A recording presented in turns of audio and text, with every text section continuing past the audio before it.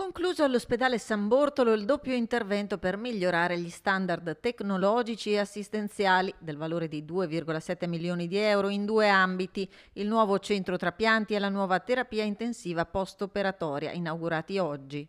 Un centro trapianti che esegue attualmente 50 trapianti di rene.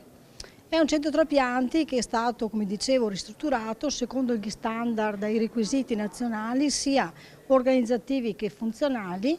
È dotato di 4 posti letto di semi-intensiva, è dotato inoltre di una stanza di accoglienza al paziente e di una sala per la terapia. Progetti diversi e complementari, uno che punta a supportare la tradizione nell'ambito trapiantologico. A Vicenza il primo trapianto di rene è stato svolto 36 anni fa e da allora, a dicembre 2023, sono stati effettuati complessivamente 1080 trapianti. Dall'altro lato è stata rinnovata la terapia intensiva post-operatoria per garantire l'assistenza intensiva ai pazienti sottoposti agli interventi maggiori.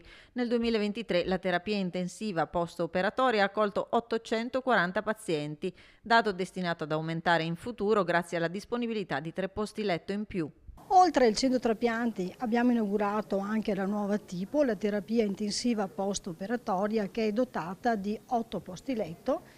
L'attuale terapia intensiva ne ha 5, quella nuova è stata comunque effettuata secondo livelli qualitativi, di standard qualitativi molto elevati, una tecnologia di ultima generazione. È dotata di 8 posti letto ed è anche dotata, questa è una sicuramente novità, di un posto letto dedicato a pazienti immunodepressi e quindi isolato.